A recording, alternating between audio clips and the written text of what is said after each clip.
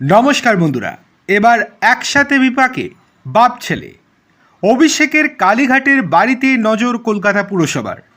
নির্মাণ কাজ বৈধ নিয়ম মেনে হয়েছে কিনা তা জানতে চেয়ে অভিষেকের বাবা অমিত বন্দ্যোপাধ্যায়কে উপযুক্ত নথি সমেত তলব করেছিল পুরসভা। গতকালই অর্থাৎ শুক্রবারই তার আলিপুরে পুরসভার দপ্তরে যাওয়ার কথা ছিল, কিন্তু তিনি না গিয়ে আইনজীবী মারফত নথি পাঠিয়েছেন অমিত।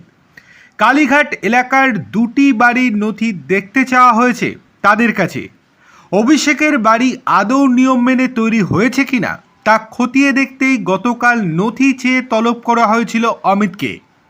পুরসভার সবুজ সংকেত দেওয়া নকশার বাইরে আরও বাড়তি কোনো নির্মাণ রয়েছে কিনা তাও জানতে চাওয়া হয়েছে অভিষেকের পরিবারের কাছে।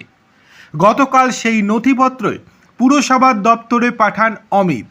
তাকে ডাকা হয়েছিল আলিপুর কলকাতা পুরসভার ৯ নম্বর বড়ো অফিসের বিল্ডিং বিভাগে, কিন্তু তিনি আইনজীবী মারফত সমস্ত নথি পাঠিয়েছেন, কিন্তু তাতেও খুশি হয়নি কলকাতা পুরসভা।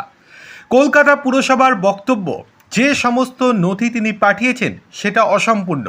যে প্রশ্নগুলো তারা জানতে চেয়েছে সেই প্রশ্নের কোনো উত্তরই নেই নথিতে।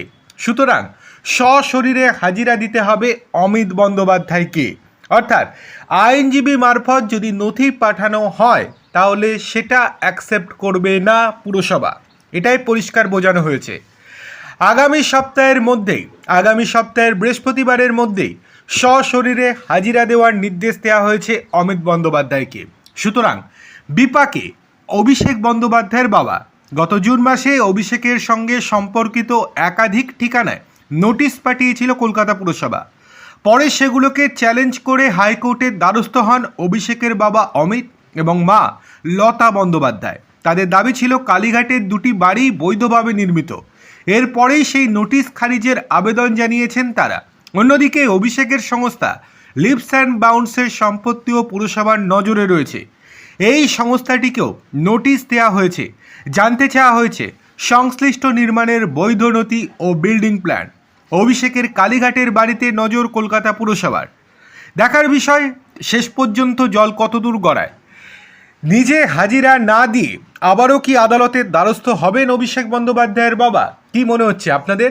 অবশ্যই কমেন্ট করে জানান।